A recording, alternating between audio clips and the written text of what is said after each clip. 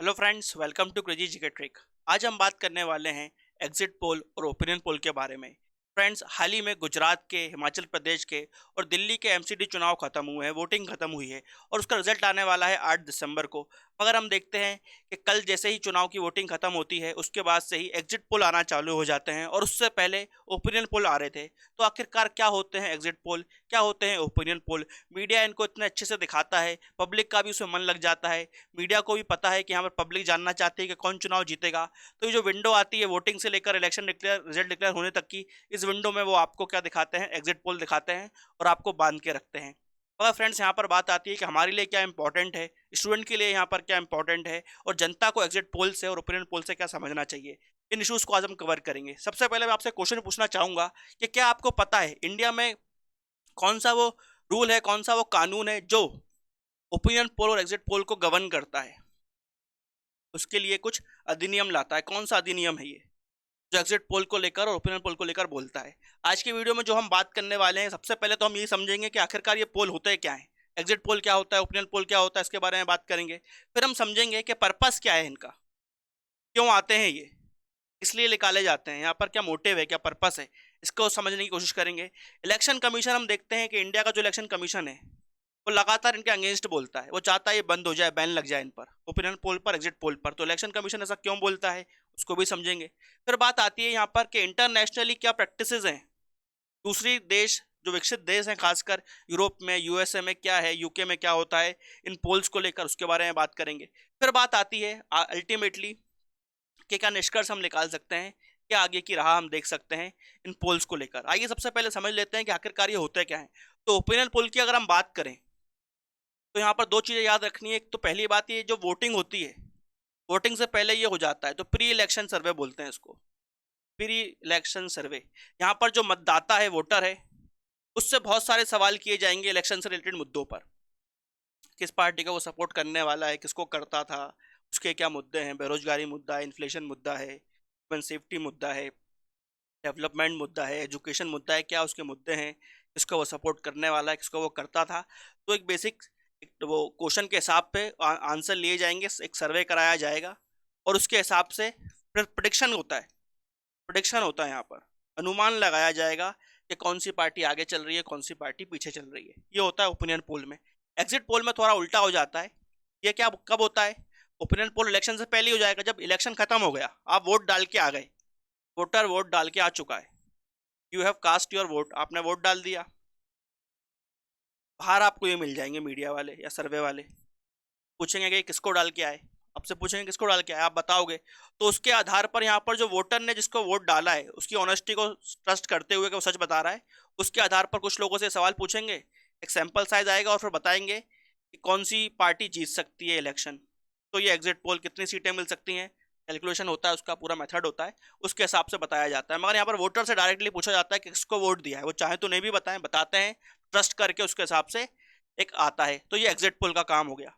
अब बात आती है पर्पस की। तो पर्पस क्या है खास, सबसे पहले हम समझते हैं ओपिनियन पोल। एग्जिट पोल भी मोटा मोटा यही करते हैं, बस टाइमिंग का डिफरेंस है दोनों में। तो यहाँ पर जो पब्लिक मूड है, क्या माहौल चल रहा है पब्लिक में, उसको समझने के लिए ओपिनियन पोल खासकर बहुत इंपॉर्टेंट है। यहाँ पर क्वेश्चंस इस हिसाब से पूछे जाते हैं जिससे पता चले कि पब्लिक इस समय क्या सोच रही है, किस दिशा में वो सोचना चाहती है, गवर्नमेंट को लेकर उनके विचार क्या हैं, मुद्दे उनके क्या हैं। यहाँ पर जो रूलिंग गवर्नमेंट है उसके खिलाफ एंटी इनकम्बेंसी तो नहीं है, अपोजिशन का क्या चांस है, ये सब चीज़ें यहाँ पर पब्लिक का मूड बेसिकली किस दिशा में जा रहा है उसको समझना जाता है। यहाँ पर जो इश्यूज हैं, कौन से ऐसे इश्यूज है जो इमीडिएट यहाँ पर मुद्दे बने हुए हैं, जैसे कि इन्फ्लेशन का मुद्दा है, एजुकेशन है, एम्प्लॉयमेंट है, women empowerment and women safety,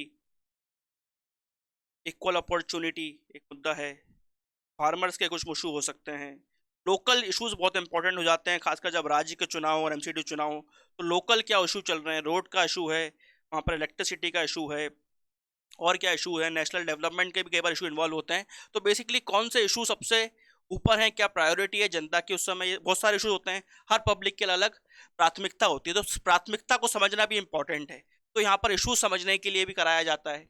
यहाँ पर जो रूलिंग गवर्नमेंट है, सत्ताधारी पक्ष है, उसकी परफॉर्मेंस कैसी रही, उसने किस तरह से काम किया, जनता क्या सोचती है, उनका जो कार्यकाल रहा जितने साल का भी अगर पूरा किया है तो 5 साल के कार्यकाल में उन्होंने किस तरह से काम करा, उससे वो संतुष्ट है, खुश है, फिर से एक बार मौका देगी कि हटाएगी, इसको समझने के लिए भी यहाँ पर इम्पोर्टेंट है ओपिनियन पोल।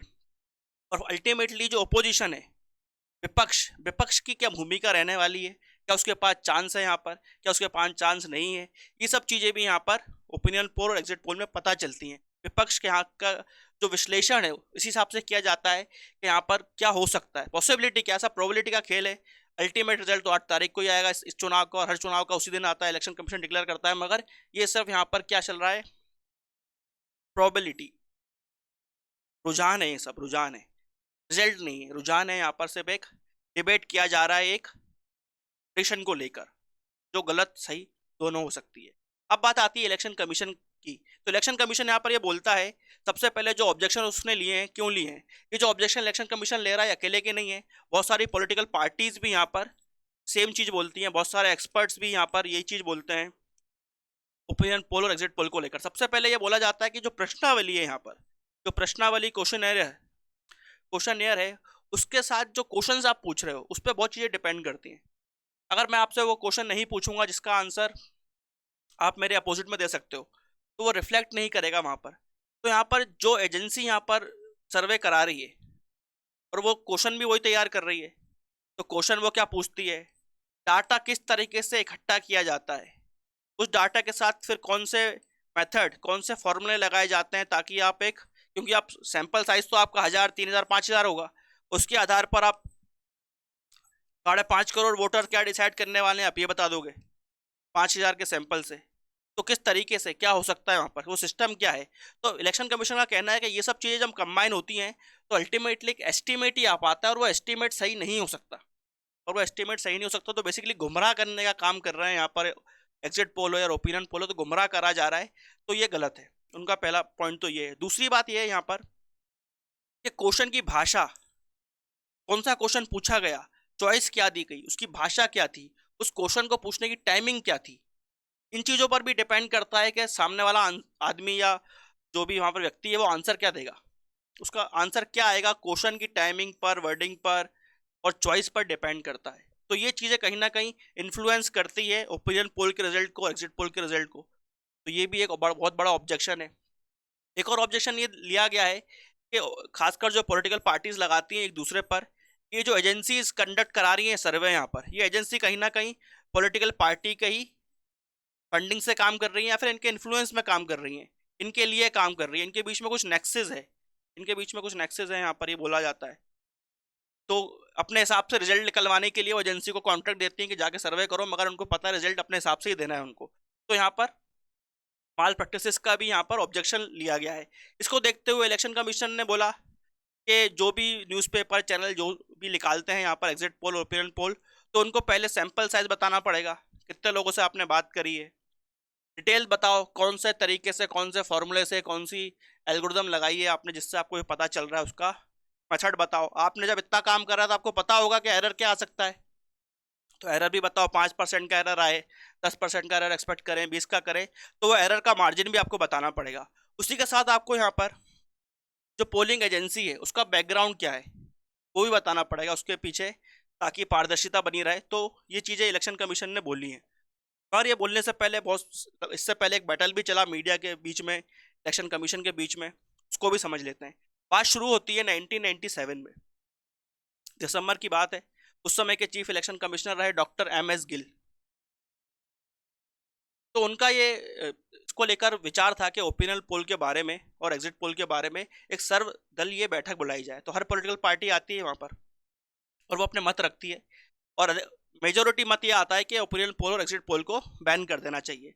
तो जो अगले साल चुनाव होने थे 1998 के, गुजरात, हिमाचल और लोकसभा चुनाव और कुछ नॉर्थ ईस्टर्न स्टेट्स में चुनाव होने थे, तो वहाँ पर पहली बार हम देखते हैं कि ओपिनियन पोल और एग्जिट पोल को क्या करा जाएगा, बैन करा जाएगा उनको।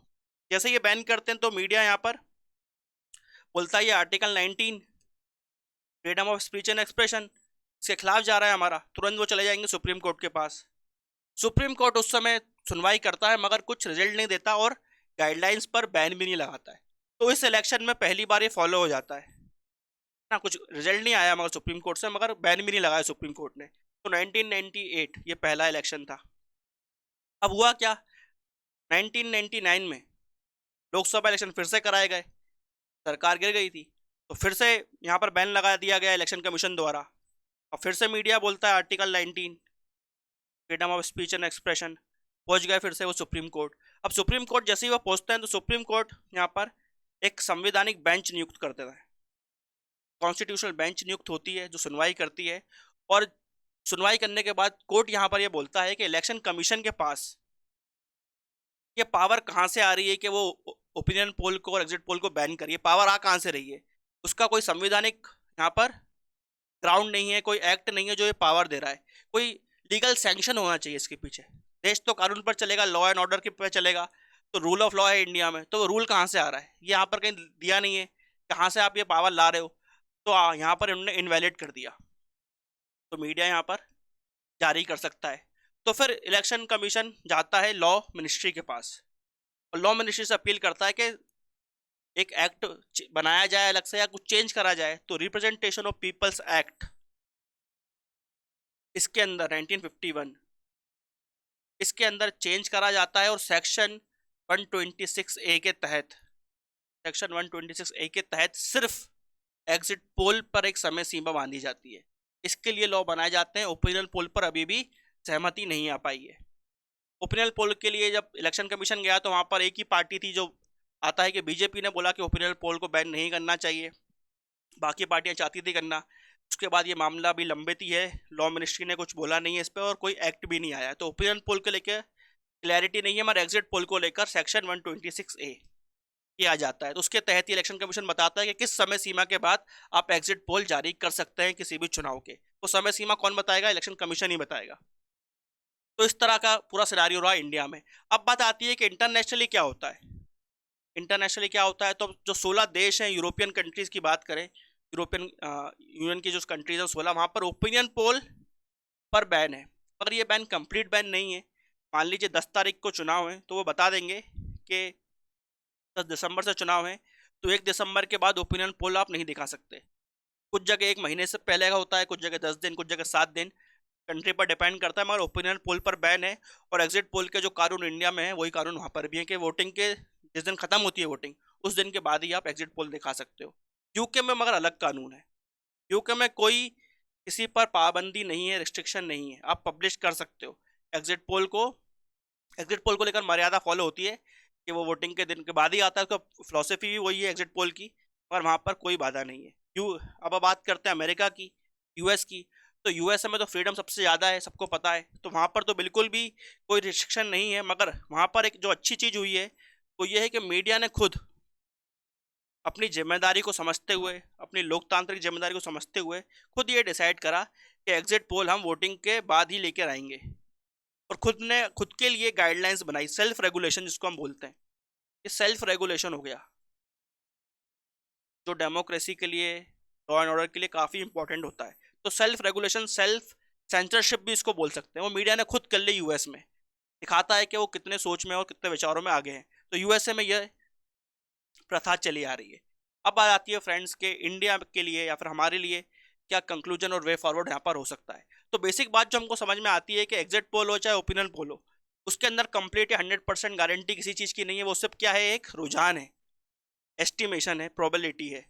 इसकी गलत होने के, सही होने की संभावना मैटर नहीं करता, कोई लीगल बाउंडेशन नहीं है। तो बेसिकली यहाँ पर ये क्यों कर रहे हैं, जो मोटा मोटा सामने आता है वो है पब्लिक इंगेजमेंट, जनता का मन है देखने का। और मीडिया तो चाहती है कि आप उसको देखते रहें, तो मीडिया यहाँ पर वही दिखा रही है जिसको जनता देखना चाहती है। या फिर मीडिया का भी काम आसान हो जाता है, एक रिपोर्ट लेके बैठ जाइए और 3 दिन तक आप जनता को इंगेज कर सकते हैं, 3 से 4 दिन, तब तक रिजल्ट नहीं आ रहे। तो डिबेट करने को, कम रिसोर्सेज में पब्लिक को इंगेज करने के लिए मीडिया को एक टूल मिल जाता है, जहाँ पर एग्जिट पोल और ओपिनियन पोल आता है, और इसकी वैधता खत्म हो जाएगी तुरंत जैसे रिजल्ट आ जाएंगे। तो एक उस तरह से देखा जा सकता है। दूसरी बात है, क्या ये वोटर को इन्फ्लुएंस कर सकता है? तो वोटर को इन्फ्लुएंस कर भी सकता है, नहीं भी कर सकता, डिपेंड करता है कि वोटर कितना जागरूक है, कितना अवेयर है वोटर अपने मुद्दों को लेकर। अवेयरनेस है अगर वोटर के पास, अगर वो डेमोक्रेसी के अंदर, लोकतंत्र के अंदर समझता है कि पॉलिटिकल पार्टीज और मीडिया किस तरह से रोल प्ले करती हैं, तो उनके बीच में अगर 60 घाट है तो वो भी पकड़ लेगा, नहीं है वो भी पकड़ लेगा।